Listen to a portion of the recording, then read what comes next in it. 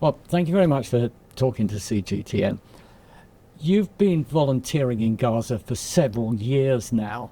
You've just come back from almost a month for what must be some of the darkest days of this conflict. Yeah. What are conditions like there now? Look, it's the worst I've ever seen them now at the moment in terms of the escalation in fighting. The bombing is more or less constant in the south. It does not really let up, and the drones are really constant as well. But I think the state of the population is the worst I've ever seen it as well.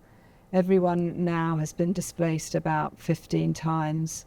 Everyone's living in tents. There's no sanitation.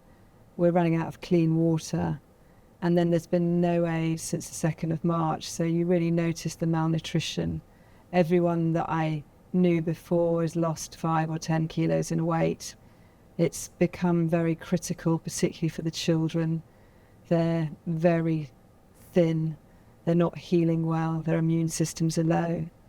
And I think the general morale of the local Palestinians is very low as well. It's the first time ever that people have said to me they would rather die than carry on this war, which we hadn't heard before. And I think that good old Palestinian resilience is really waning now. What sort of injuries are you seeing? They're all bomb injuries, so all blasts. So you see two types of things. You see burns from the heat of the explosion, and they're mainly large burns. So for children, they're sort of 30% burns, which have got a 50% survival rate in the United Kingdom. And then adults tend to be larger than that, so quite severe.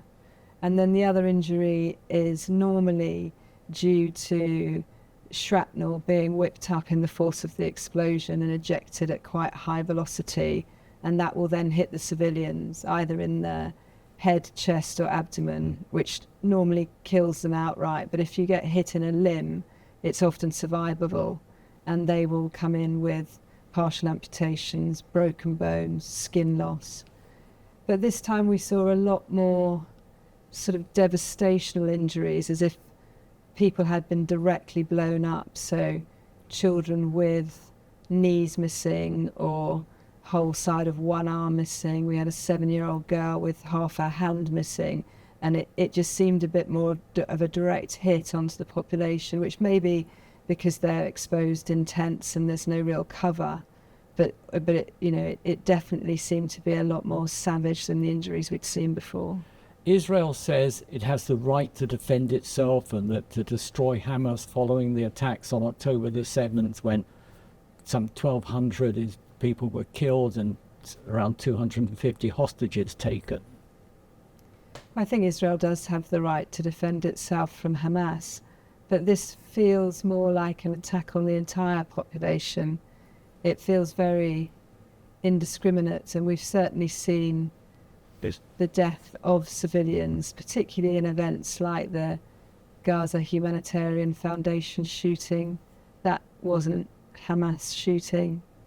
I think also there's been a lot of attacks on al-Mawasi and previous humanitarian or evacuation zones, which again feels very unlike hits on Hamas.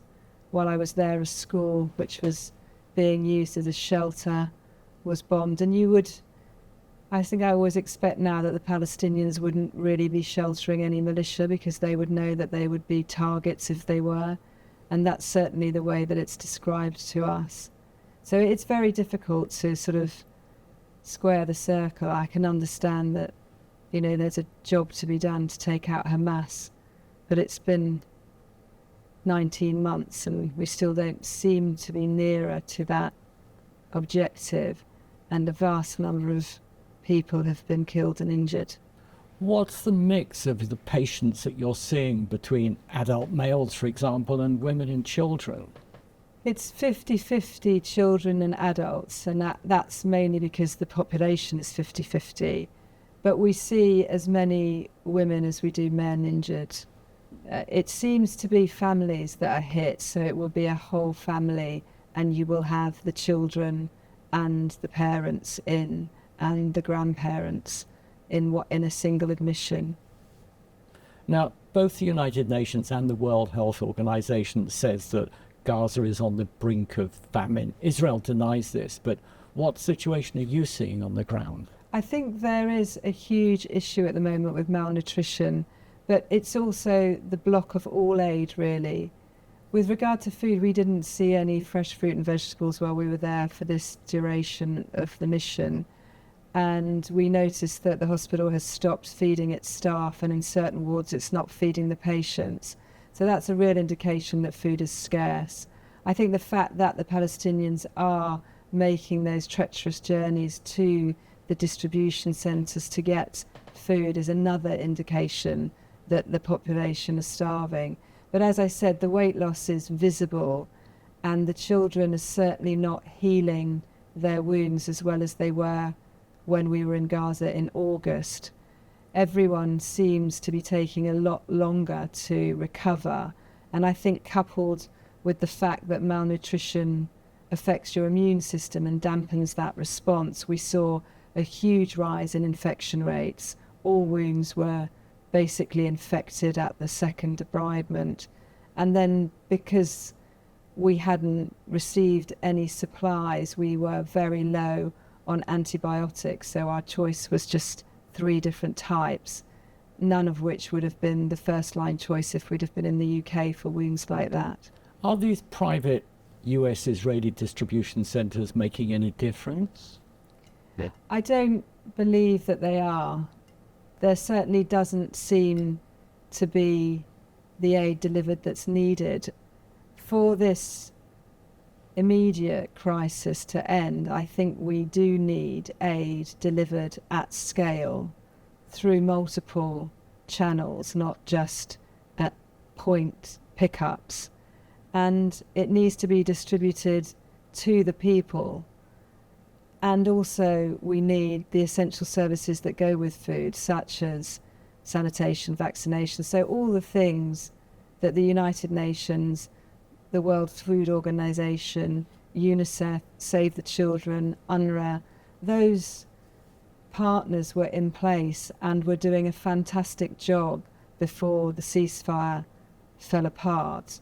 And actually the only thing that stopped them from continuing to get the aid to the people is the blockade that's been put up by Israel. There are still no signs of a ceasefire, but how long can hospitals like this one, all the people in Gaza, carry on without one?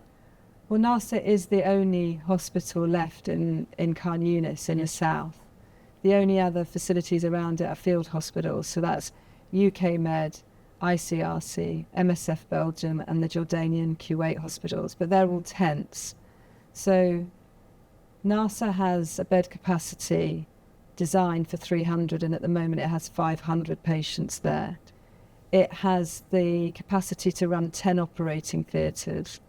It has a 48 bedded adult ITU now, increased from 24.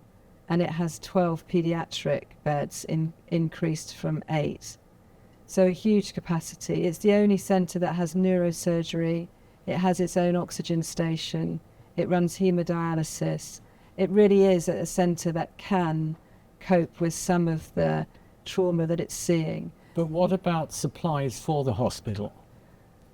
It's not just the supplies, it's the point that that hospital is now in the red zone. So it will slowly be forced out of action because the staff are unable to get into and out of it because all their journeys have to be deconflicted. So that hospital will gradually be strangled, and it's also likely that that hospital will be inadvertently hit. It'll take a hit to its generator, its water supply, or its sewage. And when that happens, none of those field hospitals have the capability to take 500 patients, even combined. None of them have ICU capability, and none of them can generate their own oxygen. So when NASA does eventually stop working, hundreds of people will instantly die. And that's the issue. There is no hospital that can cope with what NASA is doing at the moment. What's your reaction to the UK's and the international response? I think we need to put more pressure on Israel to run a targeted campaign on Hamas and stop indiscriminately killing the Palestinians. I mean, this does seem to be a mass punishment rather than a targeted terrorist attack. I really think that we have a responsibility to do whatever it takes to obtain a ceasefire and get aid into the country. You're able to walk away from these horrors and come back to the UK. What about your colleagues there? How are they coping after, 20 months now? It's really awful to watch them at the moment. As I said, most of them have been displaced, 15 or so times, and they're all in tents, living in very different conditions to what they were living in before this war. Most doctors in Gaza are very highly considered and would have lived in, 2 or 3 story houses with 2 cars. It was quite a profession to have, and now these people are reduced to tents. Also, most of my colleagues have lost significant family members, and I'm not talking about their elderly parents, I'm talking about their young children. One of my theatre nurses lost his 8-year-old son whilst we were there in August last year, so huge losses for them to cope with. It's incredible that they continue to turn up every day to do this work. What about you? After all the horrors and the carnage that you've seen, how difficult is it to come home? How are you coping?